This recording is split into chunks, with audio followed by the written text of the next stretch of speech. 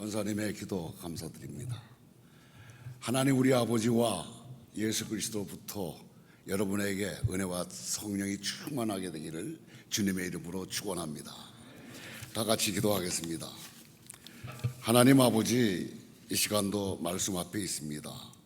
주님이 말씀하시고 싶은 것을 주의 종을 통해서 다 선포될 수 있도록 도와주시옵소서.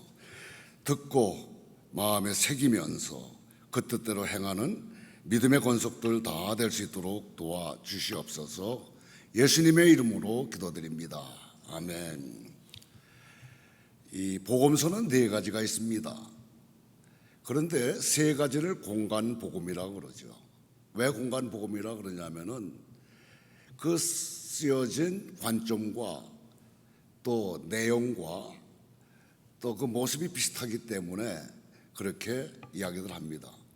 그리고 또 요한복음이 있어요. 이 4가지가 있습니다. 그런데 이 공간복음서가 그 내용과 표현과 관점이 비슷하다 하더라도 누가 받고 누가 듣느냐에 따라서 완전히 다른 그런 입장에 있다는 것을 우리는 보게 됩니다. 마태복음 그러면은 여러분들이 잘 아시다시피 유대인들에게 보낸 그 복음서입니다. 그들로 하여금 읽도록 하신 거예요. 왕으로 오신 예수 그리스도, 그분이 메시아다 그러는데 이들은 믿지 않았습니다. 그래서 마태복음 1장 1절을 보게 되면은 아브라함의 자손, 아브라함과 다윗의 자손 예수 그리스도의 계보라 이렇게 시작하고 있습니다. 왕의 족보가 쭉 나오죠. 이 왕의 족보를 쭉 읽으면서 저는 가끔가다 이런 생각을 해요. 초등학교, 그때는 국민학교던 거죠. 6학년 때 조선시대의 왕들을 외우라 그래가지고 태종, 태세, 문단세, 예성년지, 임명선, 광인여연, 숙경년, 정순환, 철거순 27왕을 전부 다 외웠던 거예요. 이게 거의 70년이 됐는데도 잊어버리지 않습니다. 얼마나 강조하고 중요하다고 생각했기 때문에 그렇게 암송하라고 했겠는가. 그런데 그것이 어떤 시험에 문제가 출제된 것도 아니고 무의미하기가 그지 없었어요. 그런데 얼마 전부터 이 드라마를 볼 때, 특히 사극을 볼 때, 그때 시대에는 이런 왕이 이렇게 다스렸구나 하는 것에 도움이 좀 되더라고요. 그런데 이 성경을 보게 되면은 왜 왕의 족보가 중요한가 하는 것들을 우리들은 여실히 알 수 있습니다. 이런 왕의 그 후손들이 이렇게 되었는데 결국은 그 왕들을 통해서 예수님이 오셨다는 거예요. 그래서 왕으로 오신 그 예수님을 그리기 위해서 마태복음은 유대인들에게 보낸 편지입니다. 그리고 누가복음은 사람으로 오신 예수님 아닙니까? 이 누가복음은 헬라인들에게 읽도록 누가가 쓴 복음서입니다. 그리고 오늘 우리가 상고해 볼 이 마가복음의 시작은 이렇게 시작돼요. 하나님의 아들 예수 그리스도의 족보의 시작이다. 복음의 시작이다. 이렇게 시작이 됩니다. 복음의 시작이다. 그런데 이 마가복음은 누구를 읽도록 쓰여졌냐 할 것 같으면은 로마에 있는 기독교인들을 위해서 쓰여진 복음서입니다. 그때 당시에 로마 황제는 네로였어요. 네로에게 많은 핍박을 받았던 그리스도인들 얼마나 힘들었겠습니까? 이 사복음서 중에서 유독 이 마가복음에서만 복음의 핵심이 누구인가를 분명하게 이야기하고 있습니다. 사실 오늘도 복음 그러면은 복잡하게 설명할 수도 있고 또 짧게 설명할 수도 있고 다양하게 설명할 수도 있습니다. 그러나 복음의 핵심이 무엇인가 하는 것을 분명하게 이야기하고 있는 것이 바로 마가복음이에요. 또 아울러서 로마서에서도 이야기를 하고 있습니다. 그런데 로마서의 저자는 바울 아닙니까? 바울이 로마서를 썼을 때의 복음을 강조한 것과 이 마가복음에서 쓴 이 복음을 강조한 것은 좀 차이가 있어요. 무슨 차이가 있냐 할 것 같으면은 이 로마서의 저자는 바울 아닙니까?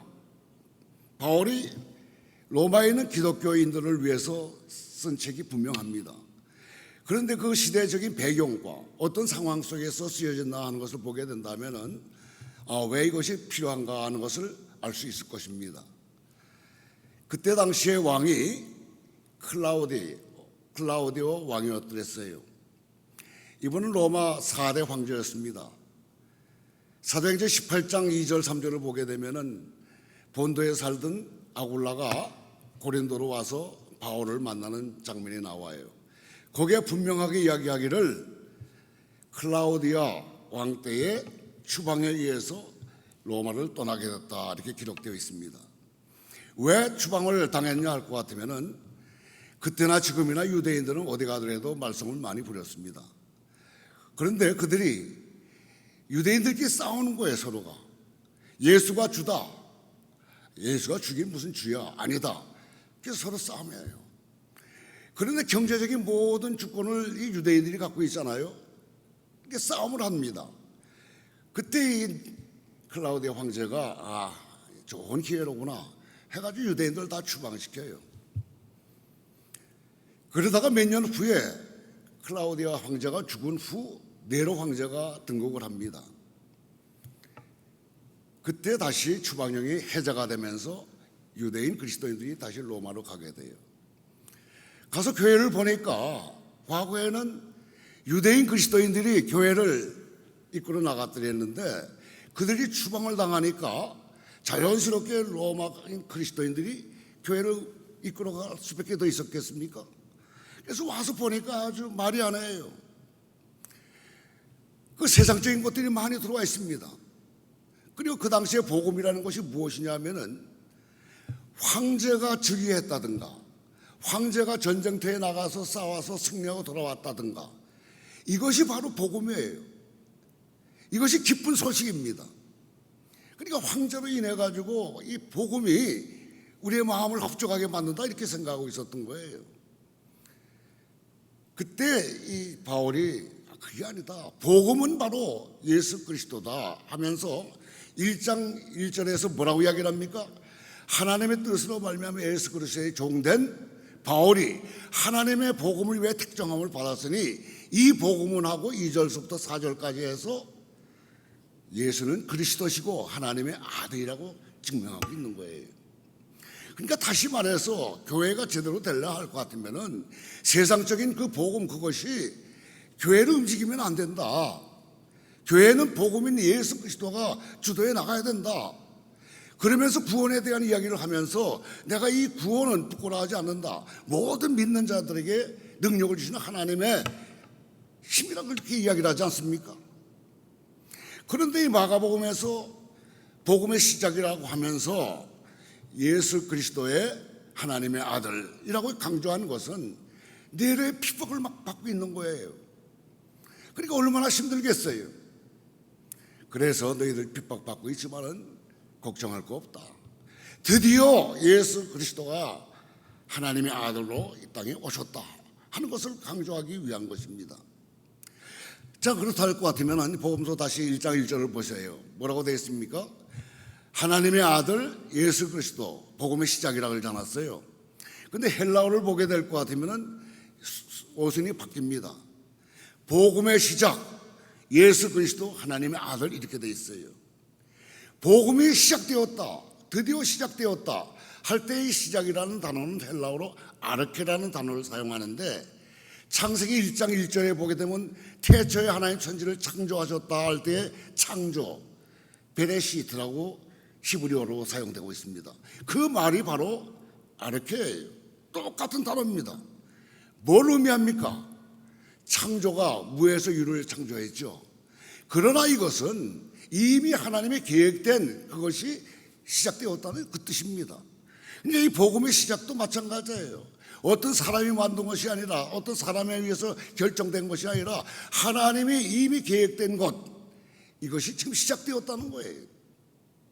이것은 그때 그 당시에 그 사람들에게만 필요한 것이 아니라 인류 모두에게 다 필요한 메시지인 것입니다.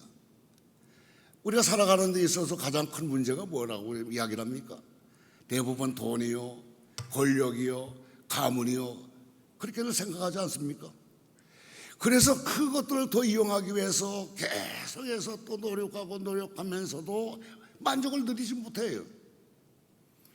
정말 돈은 많을수록 좋다고 그러지만 만족스럽지가 않습니다. 권력이 있는 사람들도 마찬가지예요. 그 권력이 자기의 마음을 기쁘게 합니까? 더 큰 권력을 갖기를 원합니다. 이건 마치 무엇과 같으냐면은 전도서 1장 7절에 나와 있어요. 강물이 바다로 흘러 들어가요. 근데 바다를 채우지 못한다는 거예요. 그 말씀을 묵상하면서 왜 파도 소리가 철렁철렁 하느냐? 채워지지 않았기 때문에 그렇다는 거 아니겠어요? 우리의 만족이 다 만족스럽지 못한 이유는 바로 채워지지 않았기 때문에 살싹거리는 거예요. 그러니까 우리 마음에 스트레스가 쌓이고 힘들어하고 근심과 걱정과 허무함과 허전함 속에 빠질 수밖에 없는 것 아니겠어요? 왜? 만족스럽지 못하기 때문에. 그런데 이것을 창세기에서는 뭐라고 이야기하냐면 단 한마디로 이야기를 해요. 이건 죄 때문이다. 기쁨과 소망과 모든 것이 되시는 창조주 하나님과 너희들은 단절되었기 때문에 그럴 수밖에 없다는 거예요.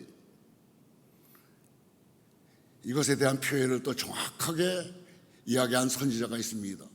예레미야서 2장 13절을 같이 읽도록 하겠습니다. 예레미야서 2장 13절입니다. 같이 읽습니다. 시작.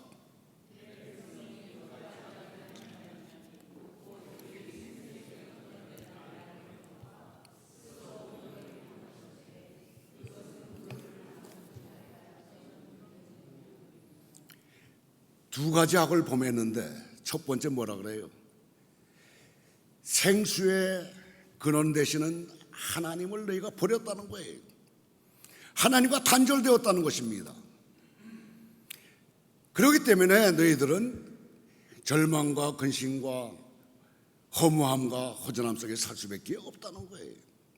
왜? 근원 대신 기쁨을 다 단절시켜 놨으니 그것이 우리 안에 채워질 수 있겠느냐 하는 것입니다. 그런데 이것보다 더 큰 죄악이 뭐냐 할 것 같으면 두 번째입니다. 웅덩이를 계속 파요.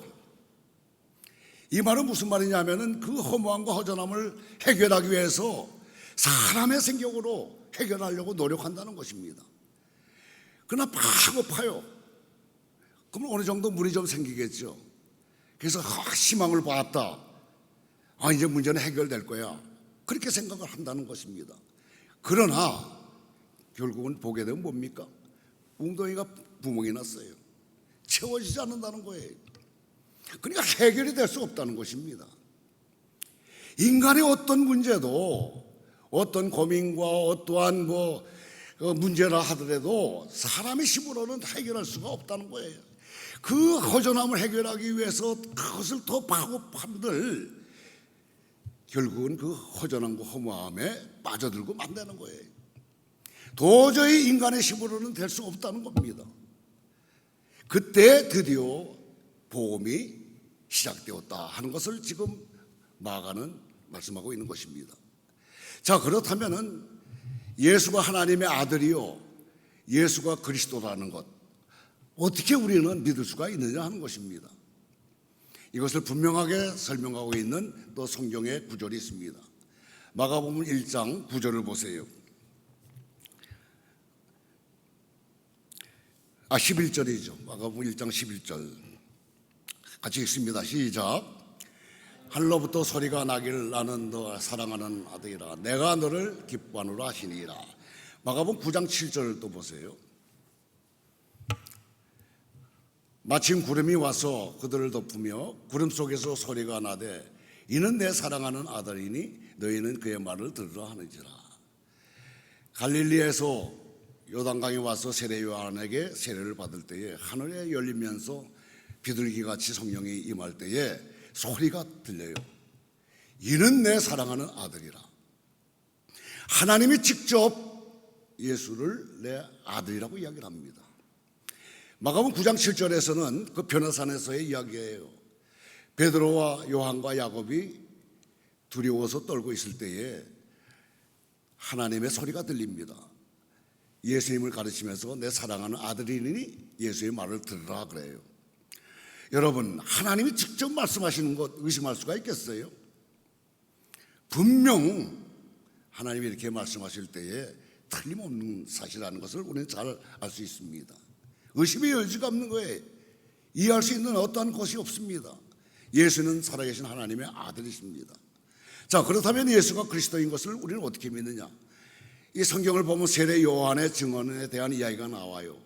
나는 물로 세례를 주거니와 내 뒤에 오시는 분은 불로 세례를 줄 것이다 그럽니다. 이것을 어떻게 믿을 수 있겠느냐? 이것에 대한 이야기도 마가복음 1장 2절부터 설명하고 있습니다. 2절부터 3절까지 같이 읽습니다. 선지자 이사야의 글에 보라, 내가 내 사자를 내 앞에 보내리니 그가 내 길을 준비하리라. 외치는 자의 소리가 있어 이르되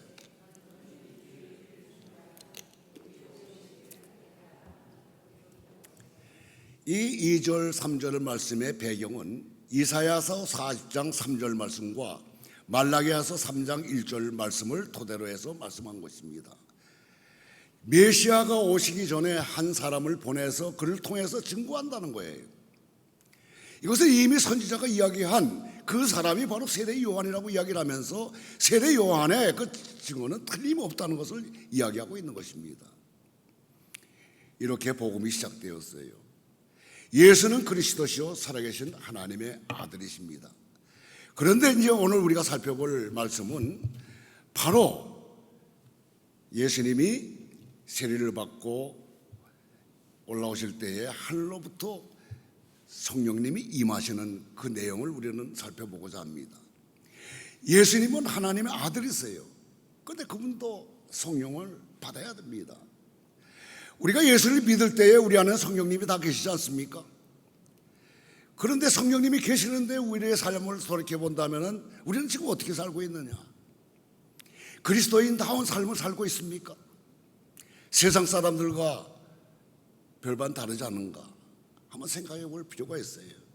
그래서 오늘 이 말씀을 통해서 정말 우리도 성령을 받아 그분이 지배하는 삶 속에서 하나님이 기뻐하시는 그 길로 가야 되겠구나 하는 다짐이 있다 할 것 같으면 너무나 감사한 일이라고 생각이 됩니다.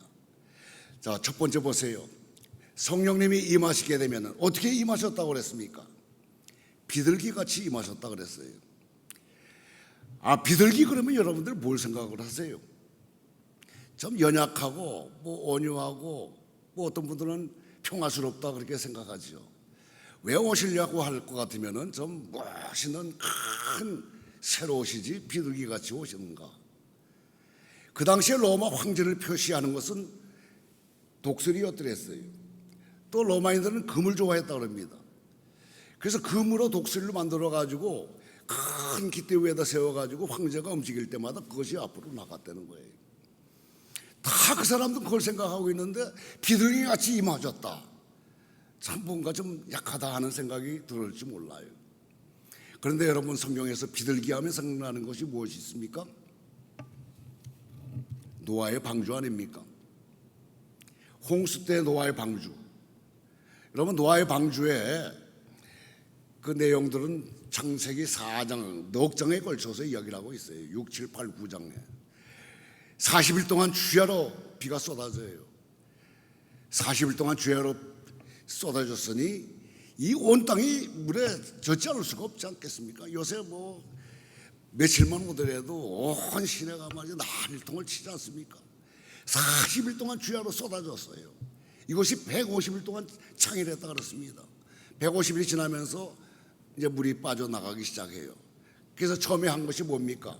까마귀를 보내지 않았습니까? 까마귀가 날아 돌아요. 앉을 곳을 찾아서 날아 돌아오지 않습니다. 일주일 후에 비둘기를 보내요. 그냥 돌아와요. 두 번째 또 일주일 후에 비둘기를 보냈더니 올리브 잎사귀를 입에 물고 와요. 그리고 또 일주일 후에 비둘기를 보냈더니 돌아오지 않습니다. 이제 됐구나 이렇게 생각이 됩니다. 이건 뭘 의미하느냐 할 것 같으면 모든 심판과 저주는 끝이 났다는 거예요. 이제 새로운 시대가 도래했구나. 이것의 암시인 것입니다. 랍비 문안에 보게 되면 분명하게 이렇게 기록되어 있습니다. 그래서 이 비둘기라는 것은 비둘기가 성령으로 임했다는 것은 내가 옴으로써 이제 모든 저주와 심판은 다 끝났다. 이제 새 시대가 시작된다 하는 그런 의미가 있는 것입니다. 얼마나 감사한 일이겠어요. 여러분, 이 성령님을 받지 않으시겠습니까? 지금까지의 모든 고민과 절망과 좌절과 근심 걱정, 이제 성령 충만함으로써 그 모든 것들이 다 없어진다. 얼마나 감사한 일이겠어요. 자, 두 번째 보세요. 두 번째는 성령이 임할 때에 어떤 현상이 나타납니까? 사도행전 1장 8절을 보세요. 오직 성령이 너에게 임하면 너희가 권능을 받고 예루살렘과 온 유다와 사마리아 땅까지 이르러 내 증인이 되리라 그랬습니다. 성령이 임하게 되면 권능을 받는다 그랬어요. 여러분, 사도행전 2장을 보시게 되면은 오순절 다락방에서 120명이 모여 기도하는 가운데 성령이 불같이 임하셨다 그랬어요. 베드로 어떤 사람입니까? 오순절이라는 것은 부활 후 50일 지난 날 아니겠어요? 그러니까 예수님이 십자가에 달리신 날은 53일 전일 겁니다. 그런데 53일 전만 하더라도 계집종이 두려워서 그에게 거짓말을 하던 베드로, 얼마나 비겁한 사이였습니까? 그런데 성령을 받다 보니 그가 나가서 예수는 그리스도다, 똑같은 사람들이에요. 그들에게 당당하게 복음을 선포하지 않습니까? 그랬더니 3,000명, 5,000명의 예수 믿는 사람들이 생겼다고 이야기를 합니다. 여러분, 성령을 받으셔야 됩니다. 그리고 비둘같이 성령이 임하실 때에 또 놀라운 사건이 일어나는데 어떤 사건이 일어나요? 사도행전 2장 다시 말씀드리지만은 그때서부터 교회가 시작이 되는 것입니다. 그리고 13장을 보시게 되면은 안디옥 교회에서 기도할 때에 성령이 임하셨어요. 그래서 바나바와 바울을 따로 세워 기도한 후에 이방 선교를 위해서 파송시키지 않습니까? 그래서 뭐가 생겨요? 교회가 생기기 시작하는 것입니다. 여러분, 비둘기같이 임했다는 것은 바로 새로운 시작, 교회가 시작되었다는 것을 이야기를 하고, 두 번째는 권능을 받아서 복음의 증언자가 된다는 것입니다. 세 번째입니다. 마태복음 3장, 마가복음 1장, 누가복음 3장은 똑같이 예수님이 세례받는 장면이 나와요. 그런데 마태복음 3장과 마가복음 1장의 내용은 똑같습니다. 그러나 누가복음 3장 21절을 보게 되면 내용이 조금 다른데 한번 같이 읽도록 해보세요. 같이 읽겠습니다. 누가복음 3장 21절입니다.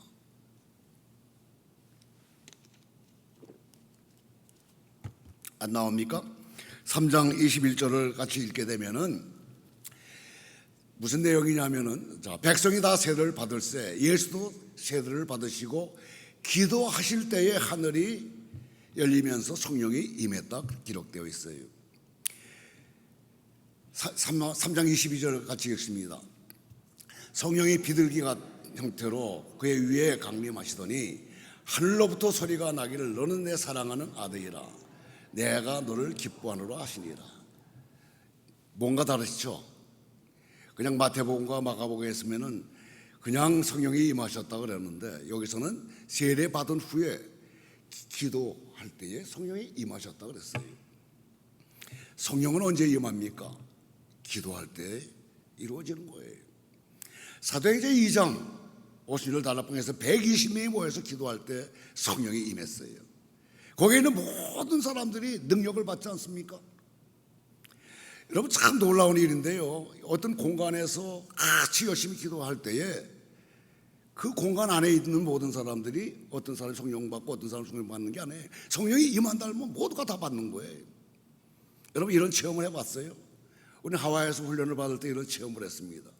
그때 학생 수가 36명인데 그 중에는 의심하는 사람도 있었고, 뭐 저런 말씀하는 사람, 뭐 저런 말씀을 하느냐 하는 의아스럽게 생각하는 분들도 계셨어요. 그런데 갑작스럽게 금가루가 막 날리는 거예요.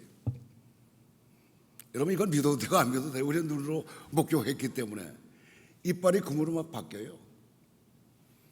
그리고 그 당시에 73살 나신 권사님이 한 분 오셨더랬는데 이분이 그 미싱 회사의 어떤 회장님이셨더랬어요. 아울렛을 가야 되는데 회장님이 뭐 6주만 뵀으면 됐지 더 이상 빌 수가 없어가지고 돌아가야 된다는 거예요. 근데 한 사람 빠지면 되겠느냐 합심해서 기도하는 가운데 그런 놀라운 역사가 일어난 겁니다. 금 빨고 막 애들한테도 막 이렇게 입혀지고 그분 이빨이 금으로 바뀌었어요.